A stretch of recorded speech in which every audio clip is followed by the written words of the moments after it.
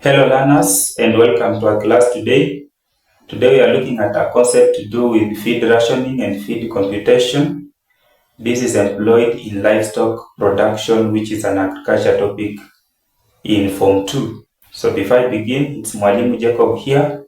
And like I said, I always try my level best to bring to you agriculture and biology lessons as simplified and well explained, free of charge. So all you need to do is to just hit subscribe and turn on that notification bell so that you don't miss any lesson. In number 2, you also need to like this video, because guess what? If you like this video, it gets pushed to other colleagues and many people will be able to be helped through these sessions. You will always make sure that you leave the comments or your views in the comment section so that they can be able to read and understand where the problem is. And of course, be sure to share this video to as many friends, as many colleagues, and as many students as possible. So let's begin our session today.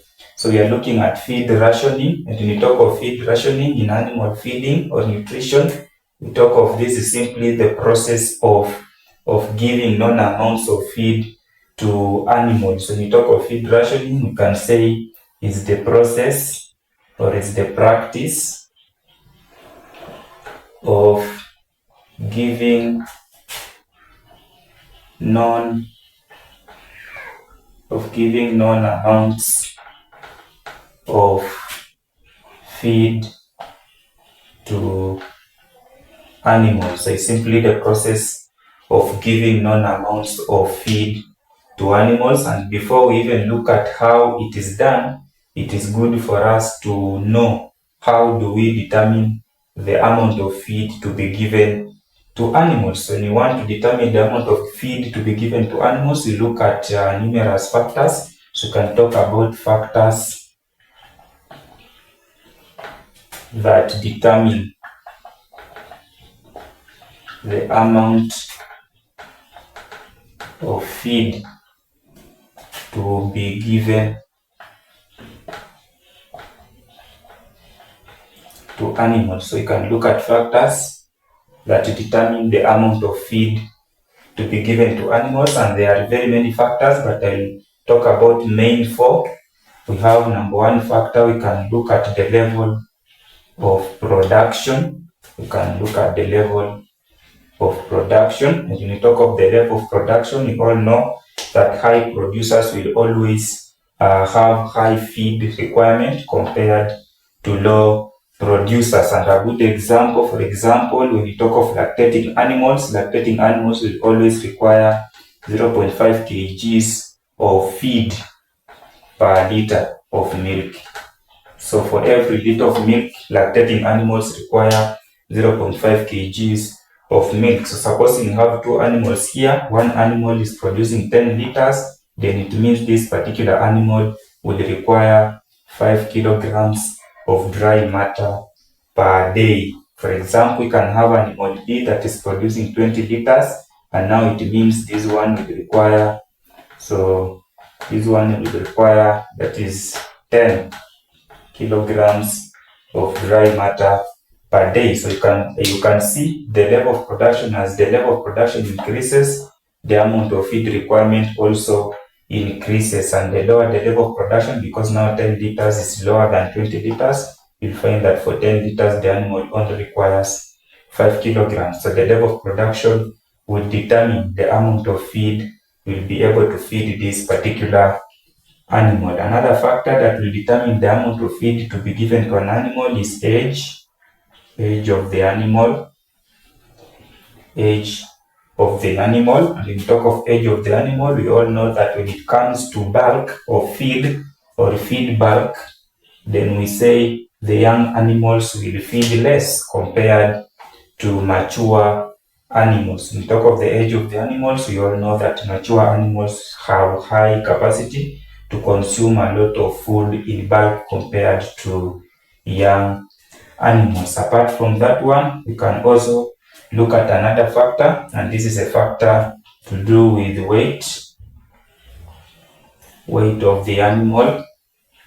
And when we talk of weight of the animal, most of the animals, especially cattle, consume just about 2.5 to 3% of body weight. So most animals consume between 2.5 to 3% of body weight per day. So this is of body weight per day. For example, if we can take a scenario whereby we have, let's say we have our cattle, a Frisian breed of cattle weighing, let's say 400 kilograms.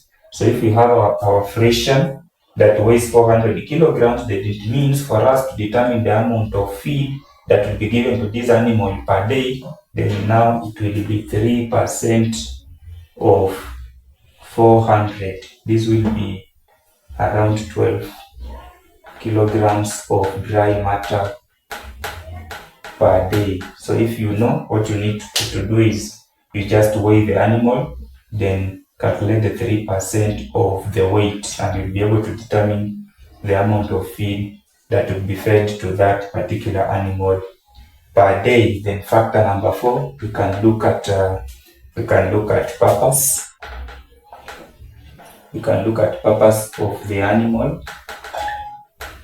Purpose of the animal. And for example, we can have 2 examples here. We can talk of a lactating animal and a dry animal. A lactating animal is that one in equivalent total, and for that case, a lactating animal should always require high feed compared to a dry cow, and that's also a factor that can help us to determine the amount of feed to be given to animals. So there are very many factors, but these are the main factors that will enable you to determine how much of the feed you will give to this particular animal. So having the knowledge of this, we can now look at methods that are involved in rationing of feeds. But before then, make sure you like the video, as I said, so that it can get pushed to many people. Make sure you subscribe and turn on the notification bell, actually all notifications, so that every time I upload a new learning session, you will be notified straight away and you'll be able to tune in and learn something. So let's look at the methods. Methods of feed rationing. Methods of feed rationing. And when we talk of methods of feed rationing, we have 2 main methods. We have trial and error method. Trial and error method. And when we talk of trial and error method, here, what we do here is that we give an animal varying amounts of feed and we observe the behavior. So we usually observe the behavior of an animal to vary feed amounts. So for today, for example, you can give an animal 8 kilograms of feed and observe. Kama huyo mnyama ataridhika, then we say you will be giving that animal that 8 kilograms per day. If the animal will not be satisfied, then tomorrow we can try 9 kilograms and observe, is the animal satisfied? If not, then we can try another day 10 kilograms. We do that continuously until we now determine the exact amount of feed that we give to the animal. Remember, this method is not accurate because it's more of guesswork, but it is employed especially for those farmers at home for small scale production. They usually employ the trial and error method. Then we have another method called Pearson's Square Method. We have another method called Pearson Square Method, and in talk of Pearson Square Method, this is a method whereby we employ a Pearson's square to determine the amount of feed that will be given to an animal. So today's session, it will be basically or majorly based on the Pearson Square Method, because this method is mostly examined. It's very popular and very common in an exam scenario. So having understood these 2 methods, I think we should now go on and look at how a Pearson Square Method is utilized.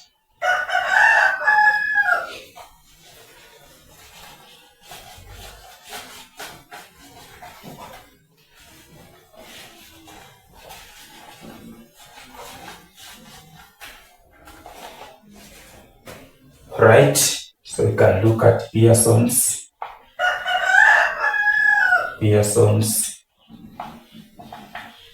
Square Method.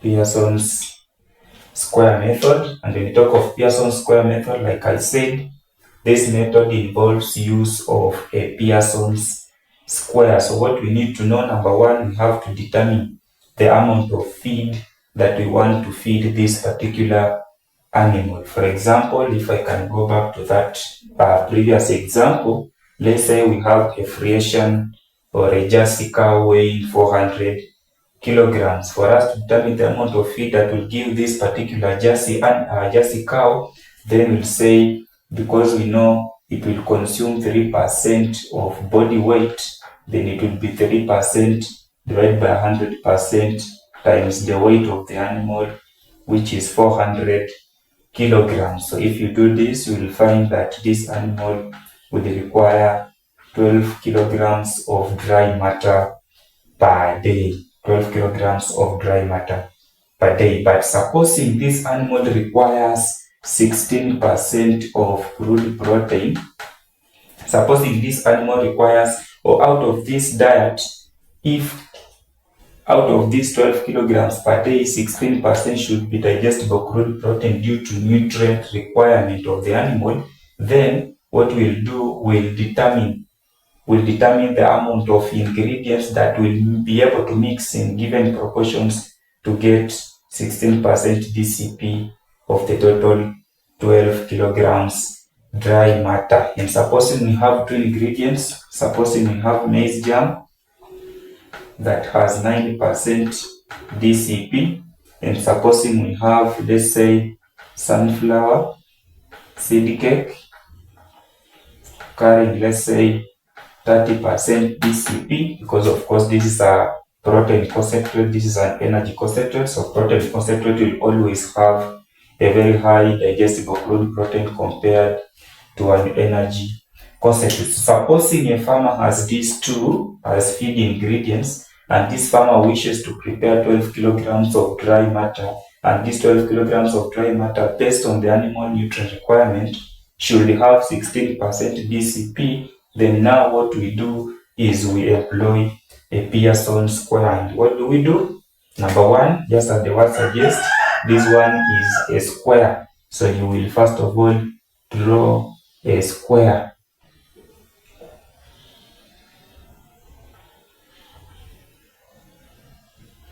You will draw a square. I hope everyone has already drawn a square. Is this a square? Don't think so. I think I will make it better.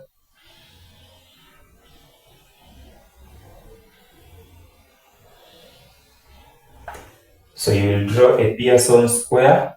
Then you will come and take the total digestible crude protein that we are aiming for. So this is 16% DCP, and we'll place the total DCP at the center of the Pearson's square. Have you? Yes, I hope everyone has already placed there the 16% DCP.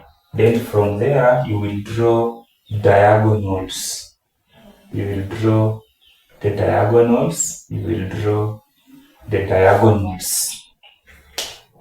So after drawing the diagonals, you will now come back to our ingredients that we have. So we have maize germ 9% DCP, and we have sunflower seed cake 30% DCP. So what we do, we take these ingredients and place them on the left of our Pearson's square. But what we do is that on the top left, we usually place there an energy concentrate, and on the bottom left, we place there a protein concentrate. So on the top left, we'll say this is maize germ.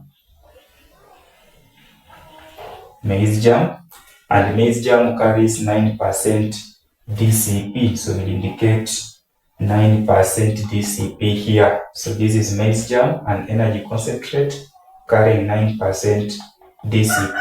Then on the bottom left, we'll place there sunflower seed cake, and sunflower seed cake, in this case, it's carrying 30% DCP. So we'll indicate 30% DCP. After doing this, now we do diagonal subtraction, and we usually subtract the highest value from the lowest value. So in this case, 30 minus 16, that is how much? 30 minus 16, that is around 14. And now, because now we are trying to determine the ratios in which we will mix these two to give us 16%, then now this 14 is not a percentage but becomes the parts of a particular ingredient that will be required to make up 16. So 30 minus 16, this is 14, and now it will be 14 parts of maize germ, because now this space is for the maize germ. So you do diagonal subtraction, and now the 14 parts are for maize germ. 14 parts of maize germ. The same here, 16 minus 9, that is around 7 parts of sunflower seed cake. So you be very careful. What is here represents what is here, and what is here represents what is here. Don't interchange the two. So after that, we'll determine the total number of parts that will be required to make up this particular feed ration. And now it will be 14 plus 7, that is 21 parts. So in this case, you will require maize germ and sunflower seed cake mixed in the ratios of 14 to 7, that is around 2 to 1. And now this will form a total of 21 parts. So after doing this, we'll now be able to determine the amount of maize germ that will be required to make up this feed, and we'll be able to determine the amount of sunflower that will be required to make up this feed, because we know the parts that will be required as far as 16% DCP is aimed at. So we look at the amounts, and we start with the amount of maize germ. So for maize germ, we know that for us to mix maize germ with sunflower seed cake to get 16% DCP, will require 14 parts. So it will be 14 parts of maize germ divided by the total number of parts, which is 21, multiply the amount of feed that we need, which is 12 kgs. So how much of maize germ will we employ there? And you can do that as I also consult my calculator.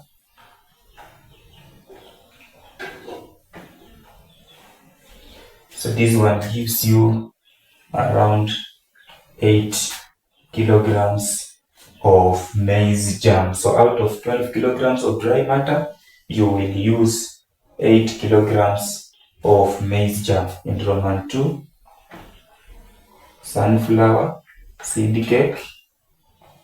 So sunflower seed cake, we need how many parts? 7 parts. Total number of parts is 21 multiplied by 12 kilograms. Again, this one will give us around 4 kilograms of sunflower seed cake. And again, if you notice very carefully, you will find that 8 plus 4 will give you 12 kilograms of the feed that we require. So this one becomes very easy for you, so that now when you want to mix these two ingredients to give you 16% DCP and a total of 12 kilograms, you'll just take maize germ. How many kilograms? 8 kilograms. Utaweka kwa floor. Then we just take sunflower seed cake. You also weigh 4 kilograms. Unaweka kwa floor. Then unazichanganya. So when you give an animal, you'll be feeding that animal 12 kilograms of dry matter containing 16% DCP. And remember, this 16% DCP has come from these two ingredients. Good. In case of anything or any question, please just feel free to write down and I will respond. So I want us to do another example before we close out this session. So let's try out another example.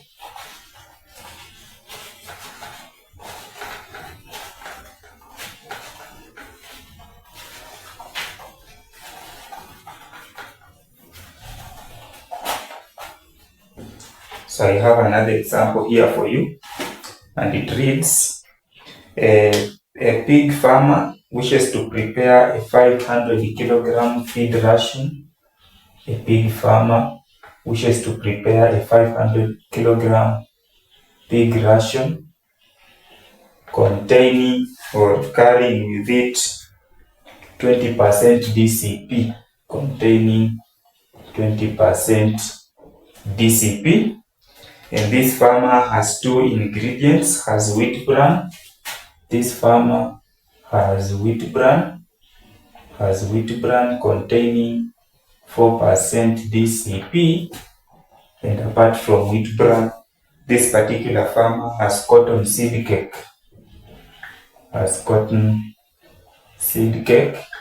Containing 24% DCP.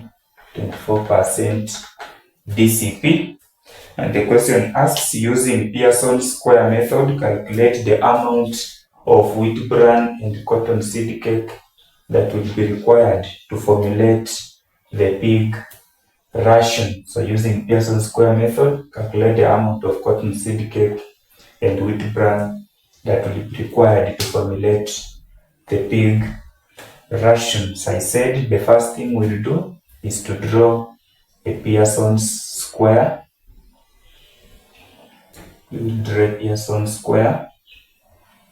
After drawing a Pearson square, you come back to the total DCP that will be required. That is 20%. So you'll place 20% at the center of our Pearson square. Is everyone there? Good. After placing the total DCP at the center, you will draw diagonals.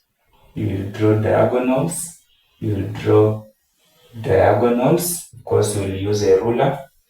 So you will draw two diagonals.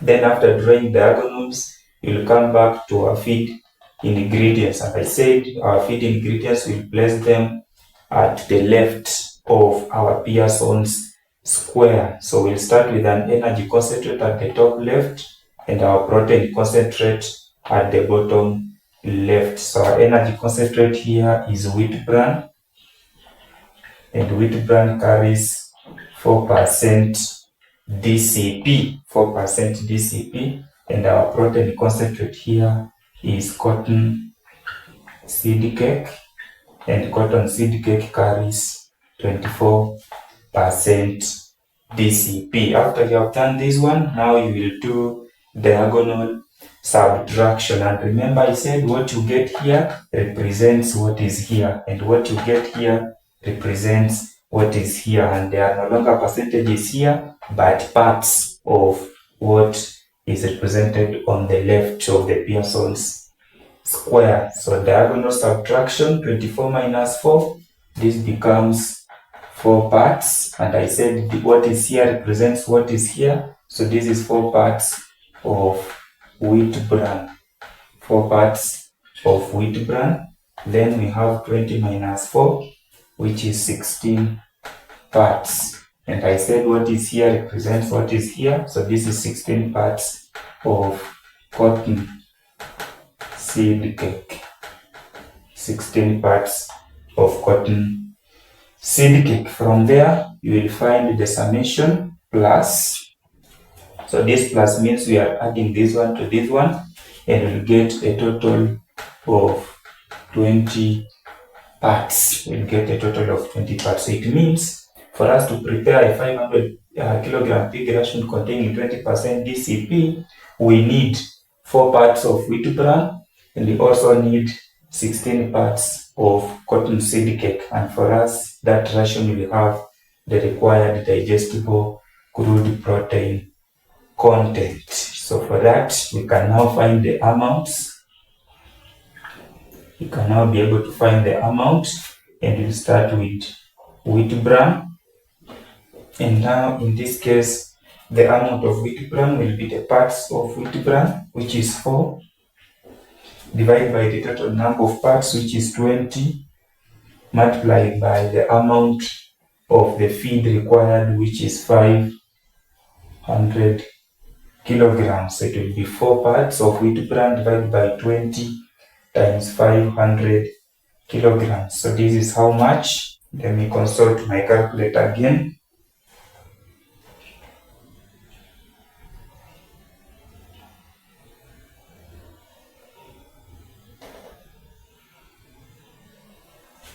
Be 100 kilograms of wheat bran, 100 kilograms of wheat bran. Then of course we will also require, let's say, cotton seed cake.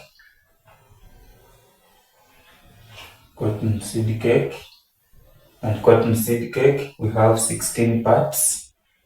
16 divided by total parts, which is 20 times 500 kilograms. And now this one will give us 400 kilograms. So cotton seed cake will require 400 kilograms. For this particular farmer, if he wishes to prepare this ration containing this percentage of PCP, you'll just take 100 kilograms of wheat bran, unaweka mahali, you take another 400 kilograms of cotton seed cake, then you mix up, and when you mix the two, you will end up with a feed ration that is 500 kilograms containing 20% DCP. So up to that juncture, I believe as far as feed rationing using the Pearson Square Method is easy, is well understood, and I'm hoping to see your feedback. If you enjoyed the session, be sure to leave a thumbs up, just like the video. If you are enjoying my sessions, also you can subscribe so that you don't miss any other session. And of course, leave your comments in this comment section so that I understand where you didn't get it. And of course, share the video widely to WhatsApp groups, to friends on Facebook, and to friends in other platforms. I wish you all the very best in your examinations. Thank you very much for tuning in. Shalom.